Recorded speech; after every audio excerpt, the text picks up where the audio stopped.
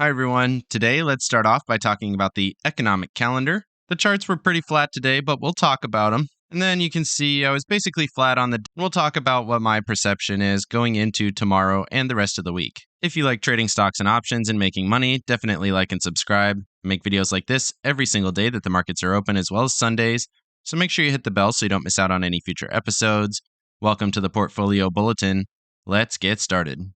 So looking at the economic calendar, there's a lot of people talking this week. So we do have trade deficit, not a huge deal.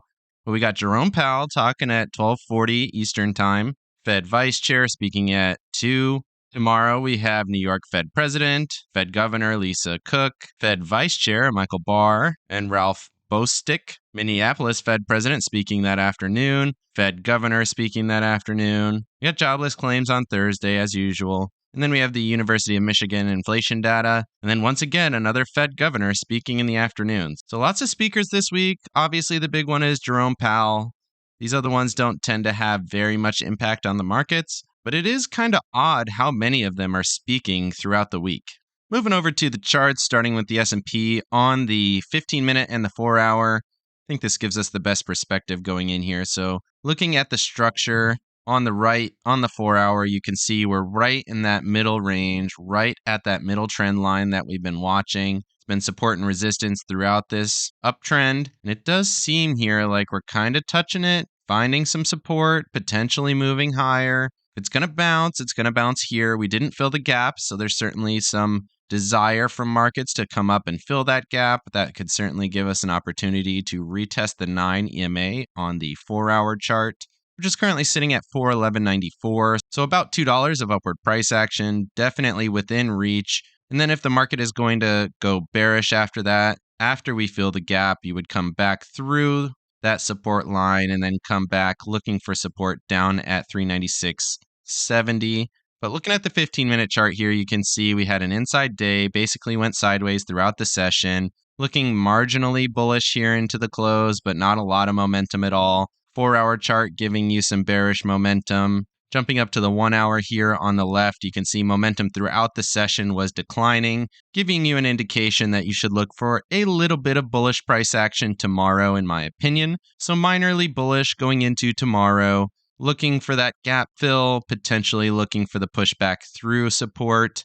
But obviously, we would need to see what that price action looks like once we fill the gap up at around. That gap fill would be at 412.33, which is the close of that candle. Moving over to the NASDAQ, similar thesis here. You can see not quite on support. We did gap through that support line that we talked about last week, came right into the middle of the range and then basically went sideways. Not a lot to say here, definitely in the middle of the range of the 4-hour, looking for support at the 21 EMA. Which is currently trading at 301.68 on the 4-hour, obviously getting pushed down by the 9 EMA at 305.95. That's pretty much the range that we stayed within throughout the session. Going over to the hourly chart, you can see that 55 EMA continuing to act as support. Anytime we came close to it, we did find some support. And then right here on the last candle of the day, we did touch it just for a moment, got some rejection. And then if we do come through that in tomorrow's early session, that would be very bearish in my opinion, but it is worth noting that momentum on the hourly is fading, although the RSI was ticking down throughout the session. Also, similarly here, you can see we got really close to filling the gap, but I consider a gap fill at least the top of this wick touching the close of the previous day. So that's 306.18 was the close of the NASDAQ during the day on Friday. And the top of this wick here, high of day, was 305.90. So we came up just a little bit short, did touch that longer term resistance line that we'd been talking about. For this channel, you can see hit that level exactly, retested resistance, and then did sell off basically throughout the session. Let's jump down to the 15 just for a moment to see what that looked like. You can see touch that resistance line, got rejection throughout the day. We did have this really strong push here in the midday session. Took out the previous highs here, which was a little bit surprising to me. I did have some instances here where I did get squeezed and did end up closing for a loss, which was definitely unfortunate because it ended up being a good trade if I had just held it a little bit longer, but you never know that in hindsight. Otherwise, here you can see we're basically getting squeezed between the 55 EMA on the 15-minute chart as well as that 200 SMA, and we're waiting to see which way we break out. You can see a little bit of bullish momentum into the end of day. Maybe we push back up, fill that gap, just like the S&Ps, and break down. Or maybe we roll over through the 200 SMA. This becomes a little bit more bearish, and we leave that gap up there potentially to get filled later.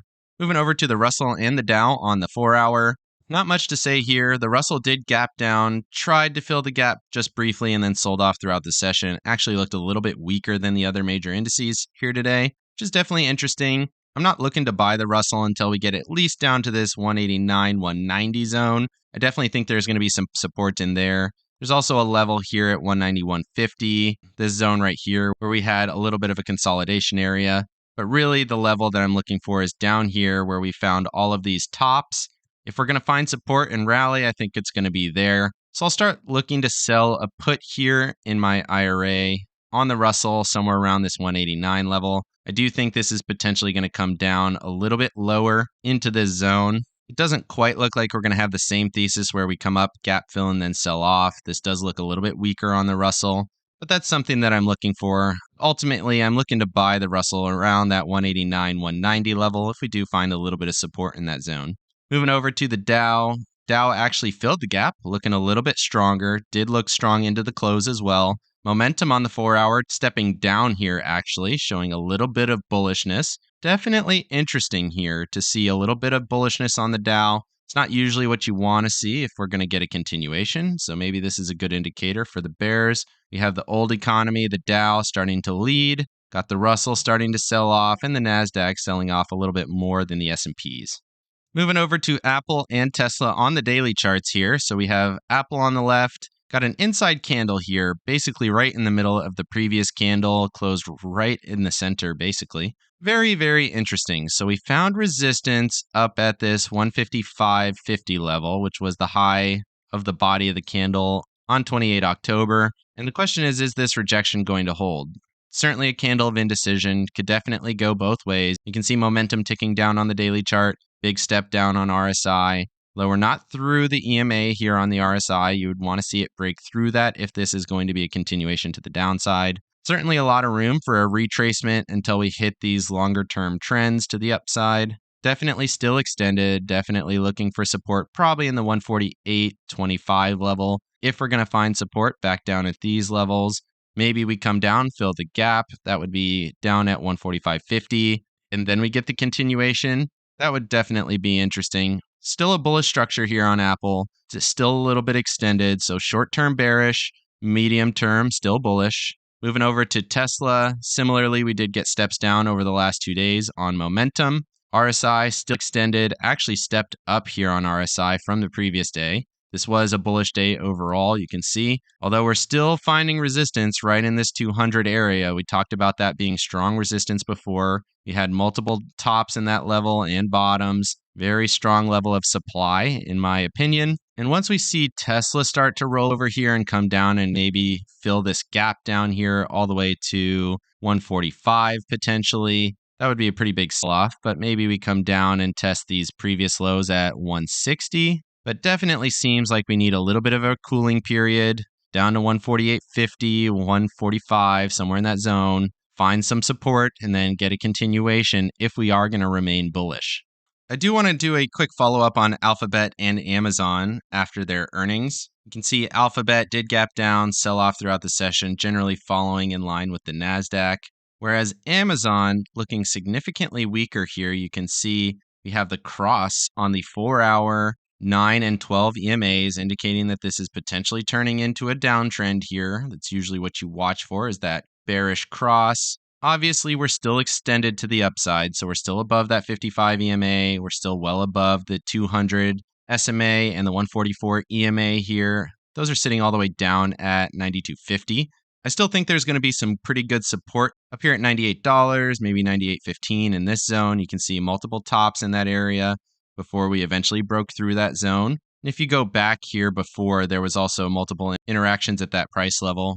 Kind of hard to see, but basically $98 is a fairly strong level. Of course, you have the big round $100 level, which is fairly important as well, which also coincides with the 55 EMA here. So overall, interesting to see that bearish cross, momentum moving down, RSI getting below the 50 level. So Amazon looking significantly weaker than the other bigger stocks here. Definitely weaker than Apple or Tesla. Moving over to Alphabet here, you can see a little bit stronger. Definitely don't have that cross yet. Holding up a little better. Momentum is bearish, but not very bearish. And we're not below the 50 level here on RSI yet. So overall, moving in a bearish direction, but could be a short-term correction in a continuation. Whereas Amazon definitely looks like we're going to be moving more bearish. We're also just below that support line that we had been watching during this rally as well. We did get below it once before and then got a bounce in a continuation, but it is not a good sign that you're seeing slippage below that support line. Moving over to consumer discretionary and consumer staples, both on the 4-hour, you can see consumer discretionary basically flat throughout the session, did show a bearish candle on momentum. Small step down on RSI, not a lot to report there. Certainly could still bounce from this level, still above the 21 EMA here, still a bullish trend overall. We did get the cross on the EMAs, as you would expect with that bearish candle on the MACD. So definitely slightly bearish, but still could potentially move back up to the previous high. Moving over to consumer staples, slightly bullish day. So small rotation into consumer staples and protection stocks. Not a ton of rotation, not a huge outperformance here. If we were going to see a bigger move down, I think we would see consumer staples pushing up into this 74, 75 level, back above this previous high. And then we would see consumer discretionary at least coming back down and testing this lower bound of the trend line, which would be sitting around 145. So if we saw a big move down here and a bigger move up in consumer staples, that would be indicating I think we would see a larger drop. We're not quite seeing that yet, so my thesis is still neutral after we do a small retracement based on the larger move higher that we had last week. Moving over to transports, not a lot to say here. Did gap down, did sell off, did not fill the gap. You can see what that looks like here on the daily chart. Still very extended, still in this bullish pattern. We still have the gap sitting down at 138. 137.90, somewhere in that zone. Definitely would want to see a fill of that gap if we're going to continue. Come down, fill, find some support at the 9 EMA, and then get a move up. Definitely interesting to see transports moving down now that the Dow actually moved up a little bit here today. It does make a little bit of sense just because of how extended the transports were. I said before that this doesn't make a lot of sense here with the transports being so extended to the upside with the Dow basically flat last week. It does seem like they're kind of coming together here. Transports moving down, Dow moving up, and potentially they're going to meet in the middle, and then we'll have to see what direction we go from there. Moving over to semiconductors, on the hour and the daily charts, you can see we got the cross here on the hourly. The 9 is below the 21, showing some bearishness. Could not get below the 55 here on the hourly chart. Certainly an area of support potentially. We did get below it twice on the rally up here. So even if we do get below it, maybe come down and test this previous high of around 240, 241. Test that level, find some support just below the 55, and then get the continuation up. Certainly a possible scenario here. That would also coincide pretty closely with the 9 EMA on the daily chart. Let's take a look at the 4-hour here just for a moment. You can see still bullish pattern on the 4-hour. Although we did get a bearish cross here on momentum. Last time we got that, we did get a slight retracement for about 3 days or so. And then once we bottomed out here, we got that really aggressive rally to the upside. So still waiting to see if we're going to come down maybe another day or two, test this previous high and get the continuation. Certainly possible here, but we do have this fairly strong level of support that has now held. We did test it, did overthrow it, we came back down, indicating to me that this is resistance and that it does have to still be respected here. But I would expect that we come down at least to this 240 level to test the previous support and then rally from there if we are going to rally. Moving over to stocks above their 20 and 50-day moving averages on the daily chart, you can see we did have a gap down and a step down from Thursday to Friday of last week. We don't have the new candle yet here for today on Monday, but I would suspect that it's going to be another step down based on the price action that we saw across almost all the major indices except for the Dow. Similarly, on the 50-day, step down here, and you would expect another step down. It is worth noting, though, that the stocks above their 200-day moving average did continue to rise last week. We talked about that on the Sunday video, so underlying strength still looking a little bit stronger, but short-term strength here indicating we could get that retracement that we've been talking about. Moving over to yields. On the 4-hour chart, you can see the 2-year has been rallying super aggressively here. Got all the way up to that 4.5 level that we haven't seen since basically the beginning of January. You can see we came into zone, tagged it, and then sold off really aggressively. And it's taken us a long time to get back to that level here. And we haven't been above that level really consistently going back to basically the beginning of November here. That's when we got really close to that 4.8 level, tagged it just briefly before we sold off.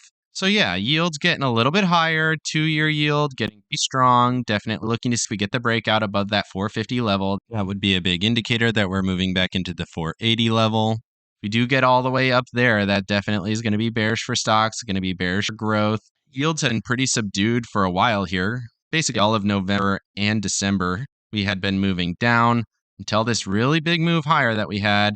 Also moving over to the 10-year yield, you can see we finally broke above that 356 level that we had been talking about for quite a few weeks. We're now at that downward trend line we had been watching all the way back from the November high, established that trend line here at the end of December. And we are once again testing that trend line. Certainly could be an area where we find rejection.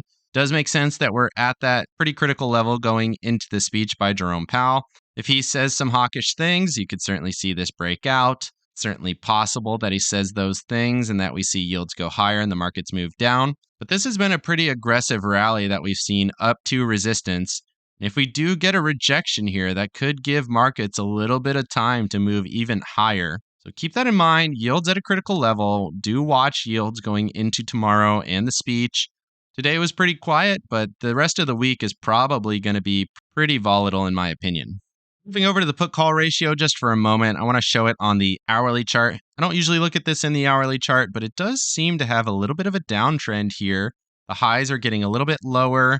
We obviously had a couple of spikes above this level, but this trend is generally being respected here. And we haven't been in the upper range of this trend for a while. You can see this longer-term trend. It's basically been up to the top, down to the bottom, up to the top throughout the past several years. And right now, we're seeing a little bit of a downtrend that's held for basically half of December and all of January, besides these couple of spikes that we saw here.